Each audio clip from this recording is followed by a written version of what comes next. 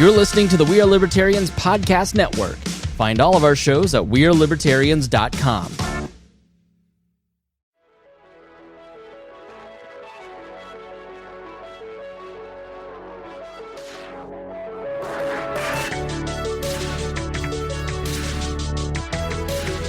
Hello, everyone, and thanks for tuning in to Freedom Strips, the show where I analyze current events and share my own perspective. I'm your host, Keaton, and joining me is our co-host, Justin. He's a good friend of mine. I've known him for over 14 years. Thank you, Justin, for coming on. Yeah, thank you for making this happen, man. Been wanting to do podcasts for a long time now. Absolutely, me too. This is new territory for me and for you both. So this is going to be pretty interesting. So let's dive on in. So yeah. The first, as I was kind of doing some research for our first episode, one of the articles that I came across was this Reason article that the left-wing media was jumping all over Rand Paul for going to Canada for his hernia surgery. The Canada, the land of socialized medicine. Oh, yes. They definitely did not do any kind of research on that either. They just saw an opportunity and ended up shooting themselves in the foot. Absolutely. They were so quick to pull the trigger on this poor guy, which this guy has had a rough year and a half, if you don't know. Oh, yeah. Started out as the guy that had to soldier crawl out of the baseball game because some crazy lunatic. That's right. Yeah. Yeah. So Rand Paul, this guy, the last year and a half has, first of all, survived he was at that GOP baseball game that got shot up by that crazy Bernie supporter. Oh yeah. So I thought also it was an interesting note that when you had that mail bomb guy that was mailing all those pipe bombs, right? The media was immediately jumping on Trump because they were saying that Trump's rhetoric was inspiring people like this and to carry out these types of events. Yeah, at this GOP baseball game, it was noted that he was a Bernie supporter, but nobody blamed Bernie for him to go out there. And I thought I just thought that's the right way to do it. I think crazy people should be tied to their own actions. I think you're responsible for your own actions. I don't think Bernie was to blame for that, and I don't think Trump was to blame for the pipe bomb guy. Yeah, I think as adults, we should act like adults. Obviously, there's some people that don't have that same logic or carry that same thought process. I think it's important to note that, we do have, things like call to arms that protect certain situations. If you're going out there and you're saying, hey, go out there and kill this guy, then you could be held liable. But, yeah, absolutely. It's the call to action that's dangerous. Yep. And that's what I'm saying. It's not like, we're never going to know the facts on anything, but I would hope that Bernie Sanders isn't out here saying, hey, on the sidelines, peace these dudes out, No, absolutely not. And Trump never remotely asked anyone to mail pipe bombs to anybody. So I would hope so. Yeah. I mean, if you listen to the left-wing media enough, you would almost think that he would be saying those types of things when in fact, yeah. I mean, they sit out here and say lots of things, and I think that both sides are capable of spewing just utter nonsense in the hopes that they can wrangle in some more votes, But, this is also the same, guy that was just mowing his lawn, minding his own business, and was attacked for lawn trimmings. That is exactly right. So a year after this, surviving this GOP baseball game shooting and having to belly crawl to the outfield to get away from this lunatic, the man is just mowing his own grass and gets brutally assaulted by his next door neighbor. He gets 6 ribs broken and a bruised lung. Yeah, and me and Keaton are avid game players, and we've been playing Call of Duty Blackout, and it's like poor Rand Paul has these silence headphones on while he's mowing his lawn, minding his own business.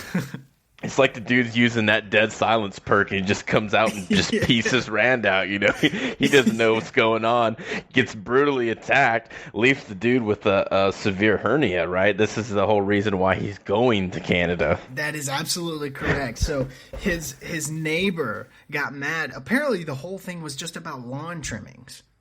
Yeah. So obviously these guys have had a history. Maybe they've said some things, you know, they were kind of, you know, they weren't on good terms to begin with.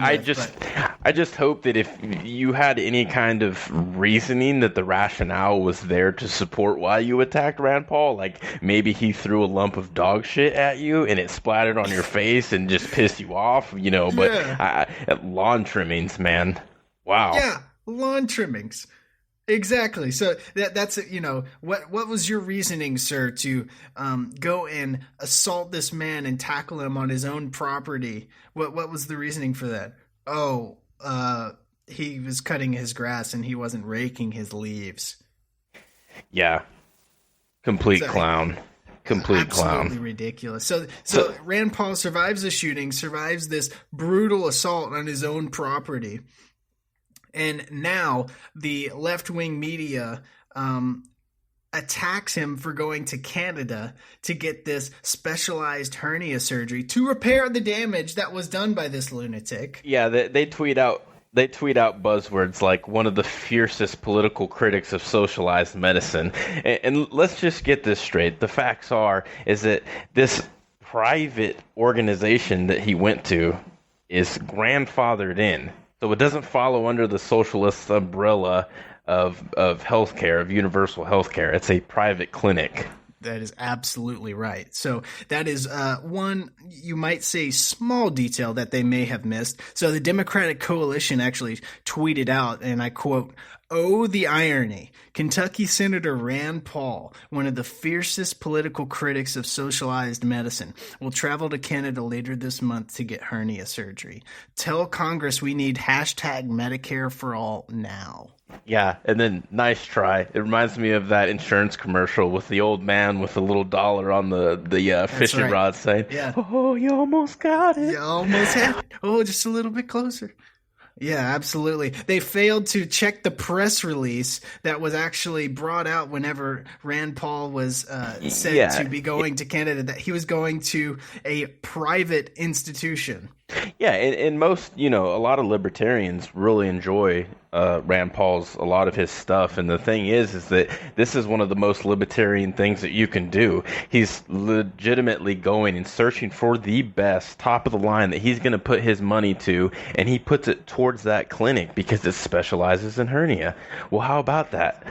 Yeah, that's absolutely right. You know, there's some critics of Rand Paul, especially on the libertarian side. I find myself more on that side than really the GOP and the Republicans. But one thing about Rand Paul is he is heavily libertarian leaning for a Republican, and that is the absolute prime example of a free market example for healthcare. This man is spending his own time to go and travel to the best institution and using his own money to get the best care and service provided by this private institution. Sorry that he doesn't want to visit the Walmart of healthcare. Yeah, nobody else is paying for his hernia surgery. How could you even say just because he's in Canada, so like Canada doesn't have private institutions and private clinics in the whole country?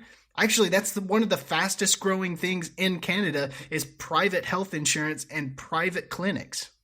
Yeah, you know why? Because it works. Because you get better care. People are tired of waiting 8 hours in a emergency room. So speaking of better care, what about the woman that was hit with that $20,000 bill in the Zuckerberg hospital? So this is our next topic here. So this poor lady, her name is Nina Dang. So Nina Dang in San Francisco, California, was riding her bike and she fell off and broke her arm. So this was another Reason article that came up, and so she broke her arm. Somebody called an ambulance for her. Not really sure why you need an ambulance for a broken arm, but okay. Yeah, and it turns out that it wasn't even broken. It was just sprained. It was just sprained. So someone called an ambulance for a sprain. Yeah. And here's the Somebody thing got too. really scared. Yeah, and here's the thing too. Right off the bat, I blame her for living in California. Because I'm going to tell you right now, I'm from California. Regretfully, This is crazy. Lived there till I was 18, till I can get the hell out of there. Had to unfortunately come back for 4 more years because of my job. But regardless, like, California is a legitimate trash pile right now. The fact that they're forcing people to potentially have to pay for drinking water and taxing them. Yeah, absolutely. Yeah. Not only that, what about the tax for text messages? They're thinking of putting that up. Another proposed tax. Yes. Like, hey, these dudes don't have cell phones. Let's get them cell phones. They're like, yeah, but they can't really work for themselves. Do they need cell phones? Absolutely. Absolutely. It's a human right. Cell phone's a human right. Yeah. 2019 cell phones are a must. Yeah. So, so Nina Dang goes to this Zuckerberg clinic, goes to the emergency room for her arm. So they check her out, they look her over, they put a splint on her arm, give her some extra strength Tylenol, and send her on her way. So a couple of days later, she checks the mail, and she gets a $20,000 bill in the mail. Now, how could this possibly happen? So listen, in my experience, I've been to numerous hospitals. They have these large, heavy-set ladies, usually, that sit up there and they're managing these insurance policies. And they say, hey, we're going to do your medical insurance. Do you have medical coverage? Anything like that, so-and-so. They let you have the Medicare, but they hit you with that, hey, you might have to pay out of pocket, or, hey, potentially there's a copay, right? Absolutely. So how did that go through without her realizing, hey, my coverage is out of this area? So the funny thing about this clinic is it's out of coverage for everybody, turns out. So this clinic is out of coverage for everybody, but, you only have to pay if you're legal. If you're illegal and you show up at the emergency room, somebody's got to fund that service. It's not just powered by unicorns and fairy dust. So somebody's got to pay for the service. So poor Nina, she's getting stuck with a $20,000 bill in the emergency room for a sprained arm. Good for her. Yeah. Good for her. So you start to think, like, who's making these prices, right? Yeah. Like, how in the world are these prices coming up? So you got $20,000 bill for a sprained arm and an ambulance ride.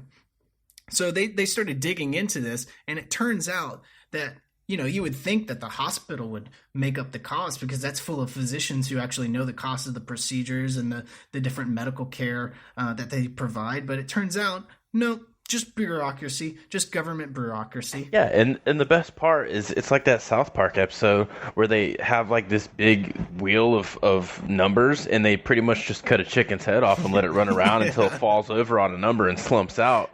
And you're just like, oh, $20,000 for a sprain. Sounds good. Put it up. That's absolutely how they do it. So it turns out this government board of directors is dictating how much each procedure should cost for the hospital. So the hospital isn't deciding anything; just government board workers are. Yeah, how are they supposed to know anything about healthcare? So you're trying to tell me that government's beneficial for us, right? That we're supposed to be eating up whatever they tell us or whatever they're doing for us. Well, eat up that $20,000 bill, Nina.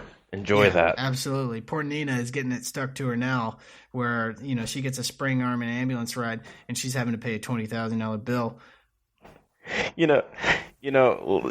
We've been talking about the health care and stuff. Let's talk about the health that President Trump gave the whole team of Clemson University. Oh, my goodness. So, the extravagant $3,000 sandwich celebration. So just before we dive into this a little bit, okay, I would absolutely destroy this meal. Okay, this was in fact an extravagant spread. Okay. Oh, yeah. Of course, we are talking about President Trump's ludicrous $3,000 300 sandwich celebration of the Clemson Tigers University national championship win over Alabama. And courtesy of Mr. Philip Bump from the Washington Post, he has gone over and spent much of his time giving us this fancy diagram entitled "The Clemson Spread at the White House."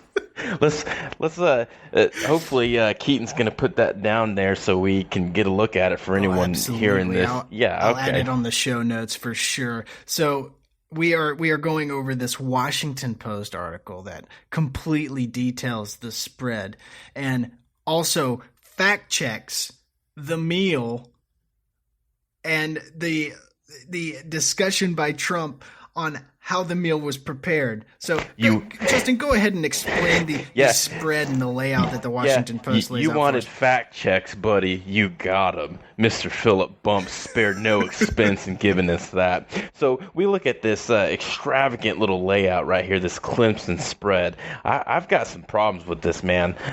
What came over Trump to make him think that you needed one sauce bowl on this table? That's what I'm saying. Where's the other sauces? He's got one sauce bowl on one side of the table.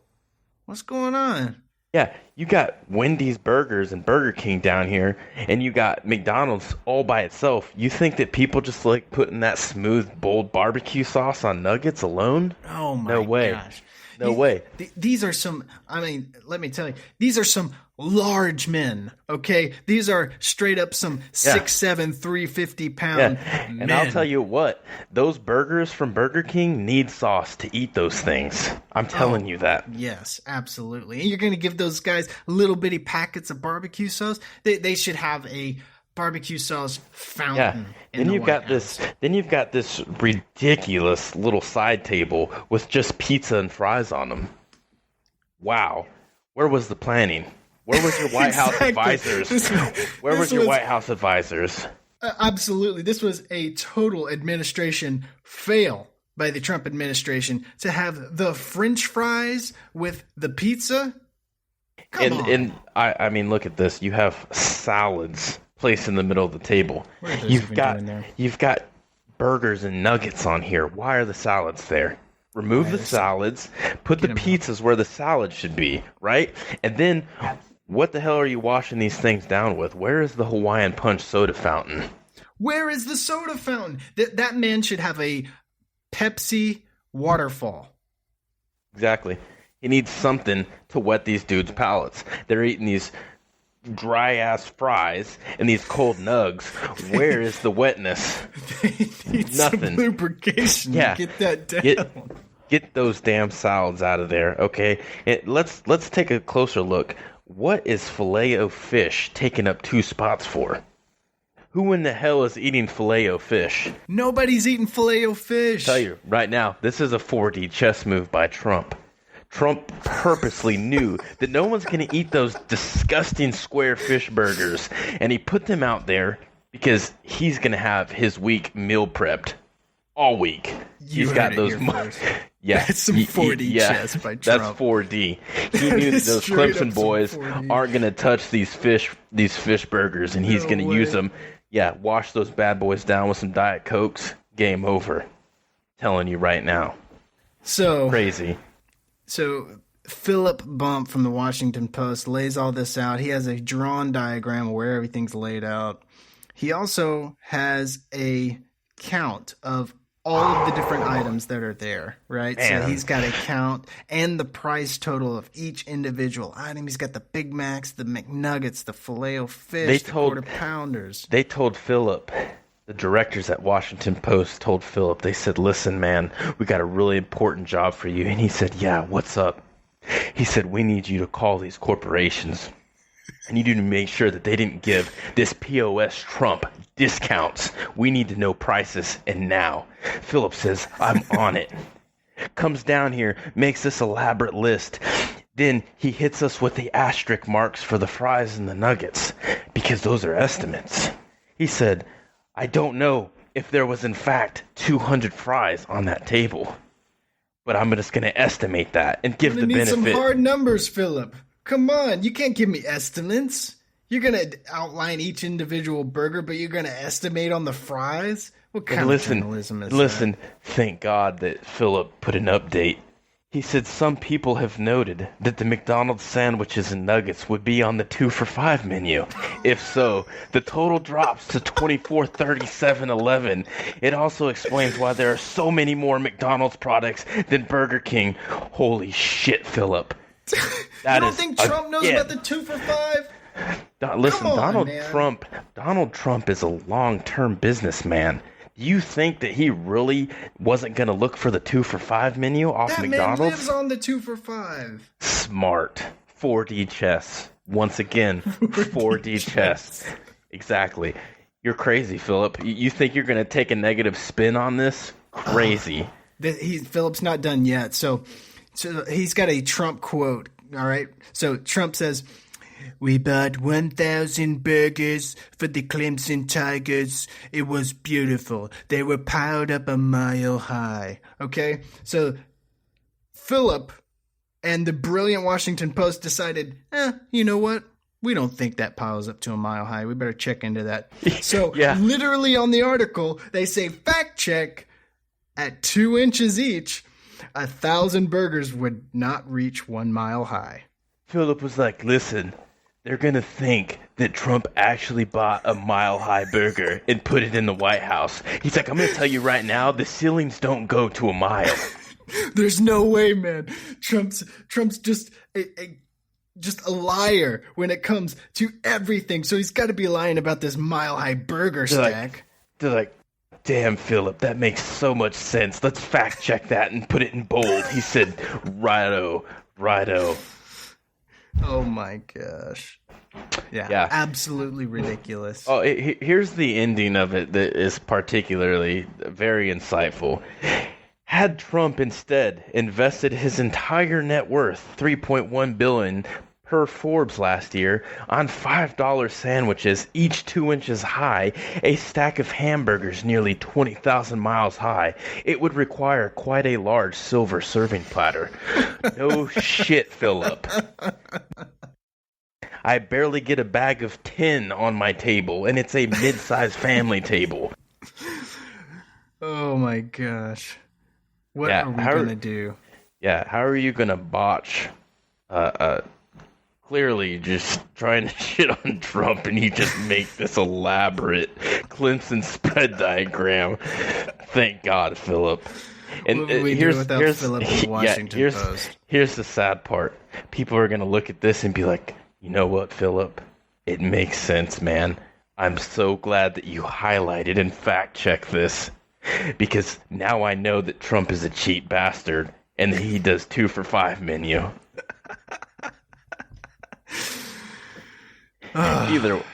Either way, I think that's pretty good for today. We'll leave it on Philip Bump, which by the way, you know, if Philip doesn't know, we're actually upset that his last name is Bump and they have banned bump stocks. So if he can change that to a pseudo name of some sort, that's more inclusive. Yeah, because Keaton is really triggered about it. Yeah, I don't appreciate that in Washington Post. You need to fix that. Yeah, thank you. Yeah. Thanks for tuning in, guys. We'll see you next time. Out.